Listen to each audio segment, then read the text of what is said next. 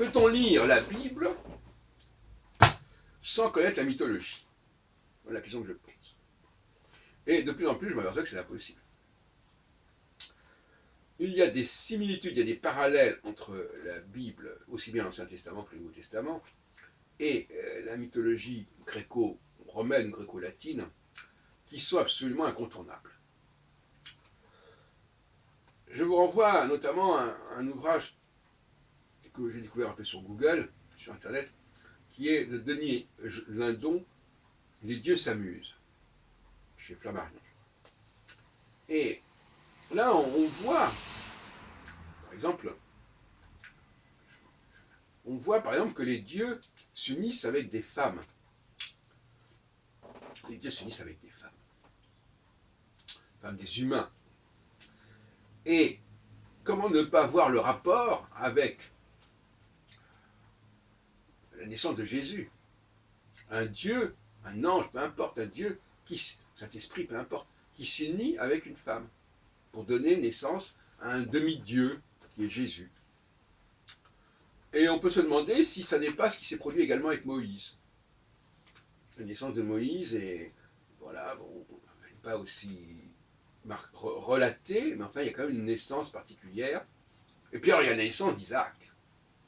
Alors là aussi, on nous dit, oui d'accord, Abraham et Sarah vont avoir un enfant, mais enfin c'est annoncé d'une manière telle qu'on peut se demander si ce n'est pas un Dieu qui s'unit à Sarah pour donner naissance à Isaac. Isaac qui a des points communs évidents avec Jésus, puisque Isaac, il a failli être sacrifié. Comme Jésus, il n'a pas seulement failli, mais enfin, il était dans cette situation. Donc, à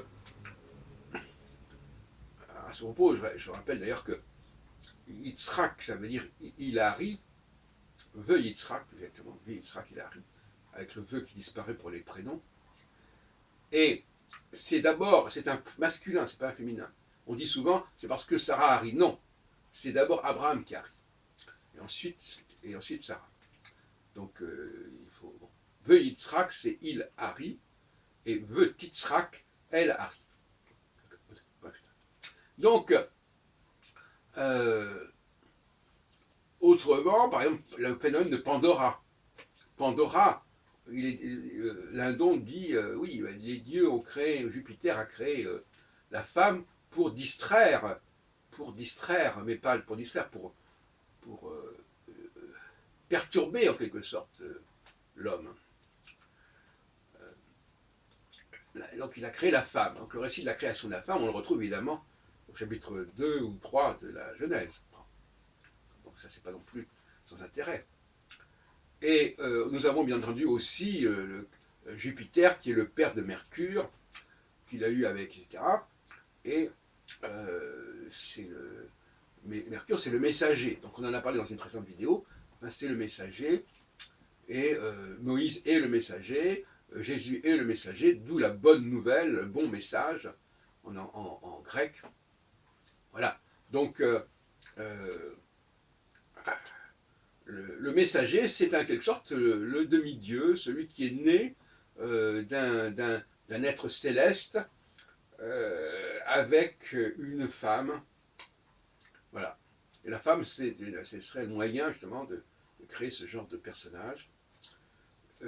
Et donc là, vous avez un parallèle, un triple parallèle, Jupiter-Mercure. Alors on pourrait vous citer un certain nombre d'êtres qui ont été créés par Dieu, par Jupiter, avec une humaine. Hein, il y en a plusieurs dans la mythologie. Je vous renvoie à l'ouvrage de Lindon, Denis Lindon. Et donc Moïse, à mon avis, on a dû supprimer certains passages concernant sa naissance, mais c'était probablement assez proche de celle d'Isaac et celle de Jésus. Alors, de tout cela, quelle conclusion tirer? La conclusion à tirer, c'est qu'évidemment, on a un même modèle qui est décliné à différents moments, dans différentes cultures. Ça ne signifie pas que ça ne correspond pas à une réalité, quelque part. À un moment donné, il y a dû y avoir une certaine réalité. Et après, on a brodé autour de cette réalité. La question de savoir où est la réalité, où est l'original, et où sont les copies? Ça, c'est la grande question. Mais je considère qu'il y a probablement une réalité dans cette rencontre entre les dieux et les hommes. Je crois que ça ne peut pas remettre en question. Que les Juifs soient descendants de ce mariage, ou qu'ils aient été antérieurs à ce mariage, enfin, on pourrait discuter indéfiniment, mais le fait de rapprocher de la mythologie ne veut pas dire que les choses n'ont pas de réalité.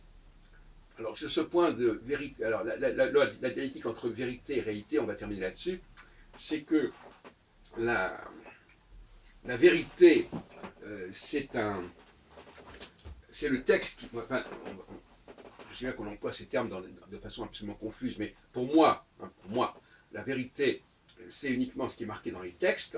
Donc c'est la vérité d'un texte. Là, on dit c'est pas vrai parce que ça n'a pas été dit ou ça n'a pas été écrit. Ça ne veut pas dire forcément que ça correspond à une réalité quelconque. Mais au moins, voilà, quelqu'un a dit ça et toi tu dis qu'il ne l'a pas dit et donc c'est pas vrai. Ça veut pas dire que ce que la personne a dit soit réel. Voilà. Bon. Donc, de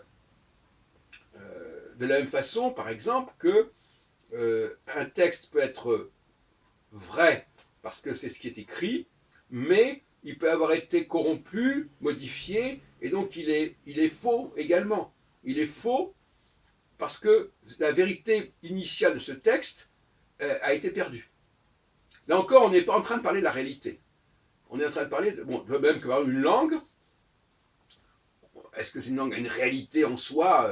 Bon, c'est une langue, voilà, elle est dans c'est un texte, voilà, elle est dans une sorte de vérité qui lui est propre, mais elle peut aussi, donc on n'a pas de la question de savoir si elle est vraie ou fausse, si elle correspond ou non à une réalité, elle génère une certaine réalité quelque part, mais surtout, ce qui est important, c'est de savoir que cette langue, elle peut avoir été corrompue, elle peut avoir été déformée, elle peut avoir subi des emprunts, etc., qui l'ont défigurée en quelque sorte. Et ce qui est intéressant, c'est de retrouver la vérité de cette langue. La vérité de cette langue, c'est-à-dire comment elle a été conçue au départ, comment elle a été pensée, comment elle a été voulue au départ. C'est ça que j'appelle trouver la vérité d'un texte. Voilà. Alors, la vérité concernant donc l'arrière-plan, le background de la mythologie de l'Ancien Testament, Nouveau Testament, eh ben, c'est la rencontre entre des êtres venus d'en haut et des êtres qui sont sur Terre. Voilà, c'est cette rencontre-là qui probablement correspond à une certaine forme de réalité. Bon.